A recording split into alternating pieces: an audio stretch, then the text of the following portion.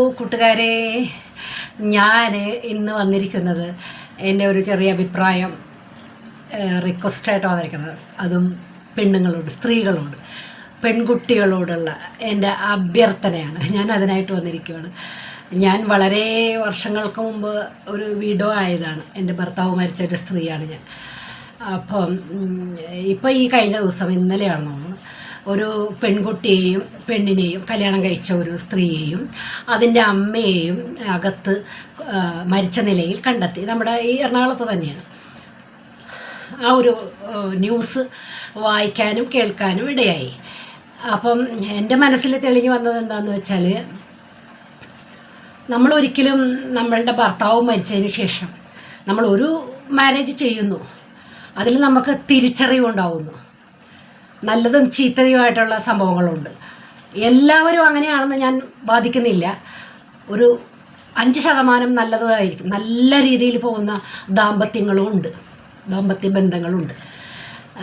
അല്ലാതെ കൊണ്ട് ആർക്കോ വേണ്ടി തിളയ്ക്കുന്ന സാമ്പാർ എന്ന് പറഞ്ഞ് ജീവിക്കുന്നവരുമുണ്ട്. മക്കളുണ്ടായി പോയല്ലോ എന്ന് വിചാരിച്ച് മക്കൾക്ക് വേണ്ടി ഇത് സഹിക്കുന്ന സ്ത്രീകളുമുണ്ട്. അങ്ങനെ ഓരോ കാറ്റഗറിയാണ്, ഓരോരോ സെക്ഷൻ എടുക്കാം നമുക്ക്. അപ്പം ആ ഒരു ഇതിൽപ്പെട്ടതാണ് ഞാനും. എനിക്കുമുണ്ട് അനുഭവങ്ങൾ. അപ്പം നമ്മൾ ഭർത്താവ് മരിച്ച ശേഷം നമ്മുടെ മക്കളെയും കൊണ്ട് നമുക്ക് ജീവിക്കാം. ഇന്ന് നമ്മുടെ ലോകത്തിൽ, നമ്മുടെ ഈ കേരളത്തിൽ നമുക്ക് ചെയ്യാൻ പറ്റാത്ത ജോലികളൊന്നുമില്ല. വിദ്യാഭ്യാസമുള്ളവർക്ക് വിദ്യാഭ്യാസമുള്ള രീതിയിൽ ജോലി ചെയ്യാം, ഇല്ലാത്തവർക്ക് ഇല്ലാത്ത രീതിയിൽ ജോലി. പല പല പല മേഖലകളുണ്ട്, കമ്പനികളുണ്ട്. അങ്ങനെ ഓരോരോ പ്രസ്ഥാനങ്ങൾ എന്തായാലും നമ്മുടെ നാട്ടിലുമുണ്ട്. ഒന്നില്ലെങ്കിൽ വീട്ടുപണിക്ക് പോയാൽ ഇപ്പം സ്കൂട്ടറിന് ലേഡീസ് രാവിലെ നല്ല ഡ്രസ്സൊക്കെ ഇട്ട് ഓരോ ഫ്ലാറ്റുകളിൽ സ്കൂട്ടർ ഓടിച്ച് പോയിട്ട് ഒരു 5 ഫ്ലാറ്റിൽ കയറിയിട്ട് അവിടുത്തെ കുക്കിംഗ് ചെയ്ത് കൊടുക്കുന്നുണ്ട്. സെക്യൂരിറ്റിയുടെ ജോലി ചെയ്യുന്നവരുണ്ട്.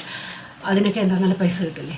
നമ്മൾ ജോലി ചെയ്യുന്നതിന് നമ്മളൊരു അഭിമാനക്കുറവും എന്ത് ജോലിയാണെങ്കിലും ജോലിയാണ്. നമ്മൾ മോശമായ രീതിയിൽ ഉണ്ടാക്കുന്ന പൈസയാണ് നമുക്ക് നമ്മുടെ മനസ്സിനെ ബോധിക്കാത്തത്. നമുക്കത് ശാശ്വതമാവില്ല. നമ്മൾ ജോലിയെടുത്ത് എന്ത് ജോലിക്കും വിദ്യാഭ്യാസമുള്ളവർക്ക് വിദ്യാഭ്യാസമുള്ള പോലെ ജോലി ചെയ്യാം. ബ്യൂട്ടീഷ്യന്മാർ, അങ്ങനെ ഓരോരോ.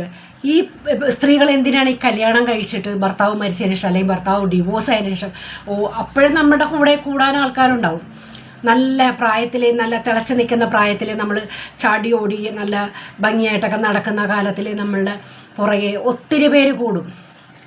തിരിച്ച് സ്ത്രീകളും അങ്ങനെ ആകുന്നവരുണ്ട് കേട്ടോ. ഞാൻ സ്ത്രീകളെ മാത്രം വലിയ പൊക്കി അങ്ങനെ സ്ത്രീകൾ ഉണ്ട്. നമ്മളുടെ കൂടെ കൂടാൻ ആളുണ്ടാവും. അപ്പോൾ അവർ പറയുന്ന പഞ്ചാര വാക്കിലൊന്നും നമ്മൾ അങ്ങ് അഡിക്റ്റ് ആകാതെ നമ്മളുടെ രീതിയിൽ പിടിച്ചു നിൽക്കുവാണെങ്കിൽ നമുക്ക് മുന്നോട്ട് പോകാം. ഇല്ല, ഇതുപോലെ ഭർത്താവിനെ ഉപേക്ഷിച്ചു, അല്ലെങ്കിൽ ഭർത്താവ് മരിച്ചതിന് ശേഷം രണ്ടാമത് കല്യാണം കഴിച്ചു, അവരുടെ ഇഷ്ടാനിഷ്ടങ്ങൾക്ക് നമ്മൾ ജീവിക്കണം, നമ്മുടെ മക്കളെയും വളർത്തണം.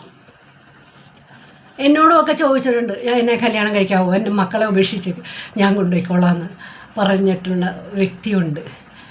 നമ്മളൊന്നും നമ്മുടെ മക്കളെ ഉപേക്ഷിച്ച് അവരുടെ കൂടെയൊന്നും പോയി താമസിച്ചൊന്നുമില്ല, അറിയാമോ? നമ്മളൊന്നും ആ വക നിന്നു കൊടുത്തില്ല. അതുകൊണ്ടെന്നാൽ നമ്മളുടെ മക്കൾ നമ്മുടെ കൂടെയുണ്ട്, ഇന്നുമുണ്ട്, നാളെ ഉണ്ടാവും എന്നുള്ള വിശ്വാസമാണ്. അപ്പം ഞാൻ പറയുന്നത്, ഒരിക്കലും നമ്മൾ എല്ലാ പെൺകുട്ടികളോടും എല്ലാ സ്ത്രീകളോടും എനിക്ക് പറയാനുള്ളത്, എല്ലാവർക്കും അറിയാവുന്ന കാര്യമുള്ളൂ. പക്ഷേ നമ്മുടെ ആ സമയത്ത് നമ്മളുടെ ഒരു ചോരത്തിളപ്പായിരിക്കാം, നമ്മൾ ഒറ്റപ്പെട്ടു പോയ ഒരു വിഷമമായിരിക്കാം, ഭർത്താവ് മരിച്ച് ഒറ്റയ്ക്ക് നിൽക്കുന്ന ഒരു വിഷമമായിരിക്കും. നല്ല പ്രായത്തിൽ നമുക്കൊരു ആൺതുണ വേണമെന്ന് തോന്നും.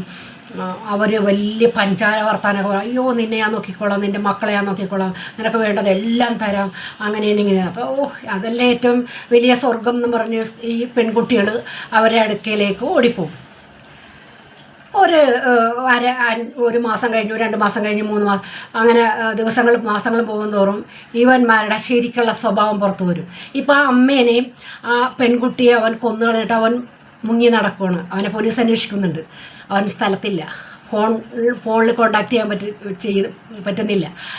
അപ്പോൾ ഇതൊക്കെയാണ്. അവൻ കൊന്നുകളഞ്ഞു അതിൻ്റെ അവൻ്റെ തോന്നിയ മാസങ്ങൾ അവൻ ഇങ്ങനെ പല പല സ്ത്രീകളുമായിട്ടുള്ള ബന്ധമുള്ളവനാണ് എന്നാണ് അറിയുന്നത്. അപ്പോൾ അവനെ ചോദ്യം ചെയ്തു. അവനെ ചോദ്യം ചെയ്തപ്പോൾ പിന്നെ ഇവളെ ജീവിച്ചിരുന്നിട്ട് കാര്യമില്ല, ഇവളുടെ അമ്മ ജീവിച്ചിരുന്നിട്ട് കാര്യമില്ല, തട്ടിക്കളഞ്ഞു. അപ്പോൾ ഒരിക്കലും നമ്മൾ ഈ ഇതുപോലെയുള്ള ആഭാസന്മാരുടെ മുമ്പിലേക്ക് നമ്മുടെ കഴുത്ത് നീട്ടി കൊടുക്കരുത്. നമ്മളിപ്പോൾ ലിവിങ് ടുഗദർ എന്നൊക്കെ പറഞ്ഞുകൊണ്ട് പോയി താമസിക്കുന്നുണ്ടല്ലേ, അതും ഇങ്ങനെയൊക്കെ തന്നെയാണ്. ഇവന്മാർ കുറേ യൂസ് ചെയ്ത് കഴിയുമ്പോൾ നമ്മൾ പറയും കല്യാണം കഴിക്കണം എന്ന് പറയും, അപ്പോൾ തട്ടിക്കളി. അങ്ങനെ എത്ര കേസുകൾ. ഇതൊന്നും കണ്ടിട്ട് ഈ നമ്മുടെ നാട്ടിലെ സ്ത്രീകൾക്ക് ഇതൊന്നും മനസ്സിലാകുന്നില്ലേ? അല്ലെങ്കിൽ മനസ്സിലായിട്ട് സാഹചര്യം കൊണ്ട് ഇങ്ങനെ ആയിപ്പോകുന്നതാണെന്ന് എനിക്ക് തോന്നുന്നതായിരിക്കണം. സാഹചര്യമായിരിക്കാം ഇങ്ങനെയൊക്കെ ചെയ്ത്. പക്ഷെ ഒരിക്കലും നമ്മൾ ഇതുപോലെയുള്ള ഇങ്ങനെയുള്ള ഒരു പ്രവൃത്തികൾക്കും നമ്മൾ ചെയ്യാതിരിക്കുക. ഇൻഡിപെൻഡൻ്റ് ആയിട്ട് ജീവിക്കുക. എത്ര ഫ്രണ്ട്സിനെ കിട്ടും, നമുക്ക് വേണമെങ്കിൽ ഫ്രണ്ട്സ് ആകാം, സംസാരിക്കാൻ ആളില്ലേ സംസാരിക്കാം. ഇനി നമ്മൾ വയസ്സായി നമ്മൾ വിചാരിക്കുകയോ എനിക്ക് പ്രായമായി വയസ്സായി കഴിയുമ്പോൾ ആരും ഉണ്ടാവില്ല. ഈ പറഞ്ഞ ആളുണ്ടാവുമോ നമ്മുടെ കൂടെ? നമ്മളിപ്പോൾ കല്യാണം കഴിച്ച് അല്ലെങ്കിൽ നമ്മൾ മക്കളുണ്ടാകണമെന്നുണ്ടോ? നമ്മൾ വയസ്സാകുമ്പോൾ നമ്മൾ കല്യാണം കഴിക്കുക, ഭർത്താവ് ഉണ്ടാവുക, നമുക്ക് മക്കളുണ്ടാവുക, നമ്മളുടെ വിചാരം നമ്മളെ മക്കൾ നോക്കും എന്നാണ്. എത്ര മാതാപിതാക്കളെ എത്ര മക്കൾ നോക്കുന്നുണ്ട്? ആരും നോക്കുന്നില്ല. കുറേ പേര് നോക്കുന്നില്ല, കുറേ പേര് നോക്കുന്നുണ്ട്, ഇല്ലെന്ന് പറയണില്ല, കുറേ പേര് നോക്കുന്നുണ്ട്. പക്ഷെ ഭൂരിഭാഗം മാതാപിതാക്കളും വിഷമിക്കുമല്ലേ. ഞാൻ മുമ്പ് പറഞ്ഞിട്ടുണ്ട്, വൃദ്ധസദനത്തിലല്ലേ, അല്ലെങ്കിൽ അമ്പലത്തിൻ്റെ നടയിലല്ലേ, അല്ലെങ്കിൽ കാശിക്ക് പോകുന്നില്ല, അല്ലെങ്കിൽ വേറെ ഏതെങ്കിലും. ഇപ്പോൾ ഇന്ന് എൻ്റെ ഒരു അനുഭവം, എൻ്റെ സിസ്റ്റർ എന്നെ വിളിച്ചിട്ടുണ്ടായിരുന്നു, എൻ്റെ ഒരു കസിൻ സിസ്റ്റർ എന്നെ വിളിച്ചിട്ടുണ്ടായിരുന്നു. ഒരു വീട് വേണം എന്ന് പറഞ്ഞിട്ടുണ്ട്. ഒന്നും പറഞ്ഞില്ല അവരുടെ ഫാമിലി മാറ്റർ ഒന്നും പറയുന്നില്ല. എൻ്റെ ഒരു സിസ്റ്ററാണ്, എൻ്റെ ചേച്ചിയായിട്ട് വരും. എനിക്ക് ഒരു വീട്, ഒരു മുറിയും ഒരു അടുക്കളയും വേണം മോളെ. അവർക്കൊരു വീടുണ്ട്, അവർക്ക് വേറൊരു നാട്ടിൽ അവർക്കൊരു വീടുണ്ട്. അവരത് റെൻറ്റിന് കൊടുത്തിട്ട് അവരവരുടെ മകൻ്റെ അടുത്ത് വന്ന് നിൽക്കുക. അപ്പോൾ കുറച്ച് നാൾ നിന്ന് കഴിഞ്ഞപ്പോൾ അവർക്ക് എന്തൊക്കെയായാലും സ്വന്തം മകളാണെങ്കിലും മരുമകളാണെങ്കിലും ഒക്കെ നമ്മൾ അങ്ങോട്ടും ഇങ്ങോട്ടുമൊക്കെ സംസാരങ്ങളുണ്ടാകും. എല്ലാവരും എപ്പോഴും ഇങ്ങനെ ക്ഷമയോടെ ഇരിക്കില്ല. അവരും ഇരിക്കില്ല, നമ്മളും ഇരിക്കില്ല.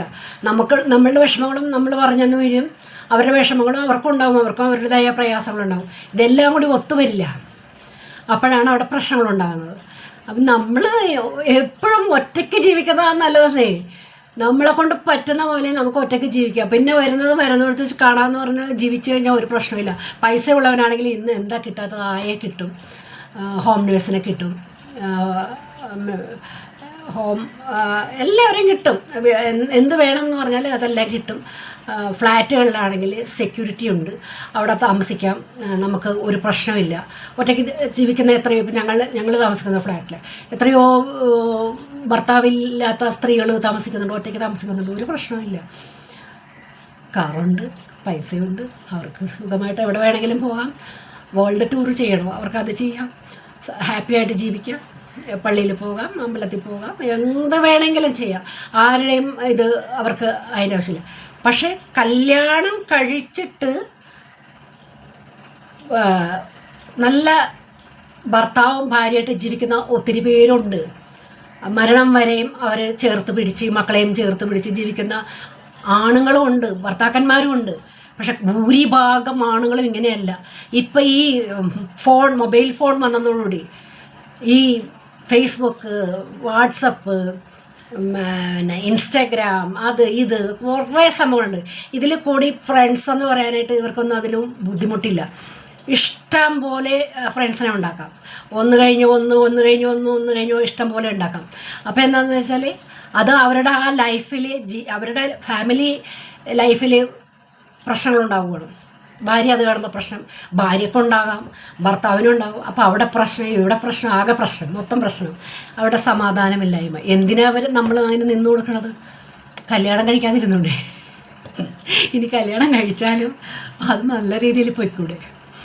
ഭർത്താവ് മരിച്ചിട്ട് വേറെ പോയി എന്തിനാ കഴുത്ത് നീട്ടി കൊടുത്തിട്ട്, അല്ലെങ്കിൽ രജിസ്റ്റർ മാരേജ് ചെയ്യണം, ലിവിങ് ടുഗദർ, ടുഗദർ, എന്തൊക്കെ ചെയ്യുന്നത് ഇപ്പോൾ? എന്തിനാ അതിൻ്റെ ആവശ്യം? അതിൻ്റെയൊന്നും ആവശ്യമില്ല. എനിക്ക് പറയാനുള്ളത്, ഒരിക്കലും എൻ്റെ സ്ത്രീകളെ, എൻ്റെ പെൺകുട്ടികളെ, നിങ്ങൾ പോയിട്ട് ഇതുപോലെയുള്ള ചതിയിൽ പെടല്ലേ എന്നാണ് എനിക്ക് പറയാനുള്ളത്. ഞാൻ എല്ലാ ആൺപിള്ളേരെയും പറയില്ല കേട്ടോ, ഒരിക്കലും പറയില്ല. വളരെ വിരലിൽ എണ്ണാവുന്ന നല്ല ആൺകുട്ടികളും ഉണ്ടാവും. അവരൊക്കെ അവരുടെ ഭാര്യമാരെയും അവരുടെ കാമുകിമാരെയും ഒക്കെ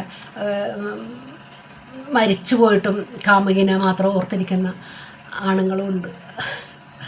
അപ്പോൾ എല്ലാവരും അല്ല, അതുകൊണ്ട് എന്നെ തല്ലാൻ വരില്ലേ. ഞാൻ പറയണം. അപ്പോൾ ഞാൻ ഇന്ന് ന്യൂസ് കണ്ടിട്ട് ഇന്ന് ഞാനൊരു അഭിപ്രായം, എൻ്റെ മനസ്സിൽ തോന്നിയ ഒരു കാര്യം ഞാൻ നിങ്ങളോട് പങ്കുവെക്കുകയാണ്. അപ്പം എനിക്ക് ഒന്നും കൂടി ഓർപ്പിക്കാനുള്ളത്, വീണ്ടും ചതിക്കുഴിയിൽ ചെന്ന് ചാടരുത്. എനിക്ക് എല്ലാവരോടും പറയാനുള്ളത് അതാണ് കേട്ടോ. Okay, by.